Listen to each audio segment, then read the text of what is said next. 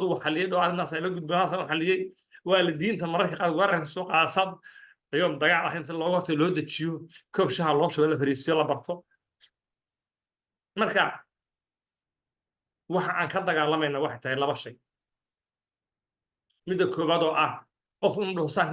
saan quraan soo bartay ma u dhigaya saan quraan soo baratay waxa laga yaabaa in wax ka khaldanaayeen inay saxnaydna waa laga yaabaa macnaha quraanka hadlaynaya oo fiirsay quraanka qaldanaa quraanka hadlaynayno kayfiyadii mucaamaladii ushiya dagaalkii baan ka hadlaynaa waxa laga yaabaa in meel baadiya oo dadku ka baahan yihiin oo macallinka quraanka baray weliis waxaan quraanka ahayn arkin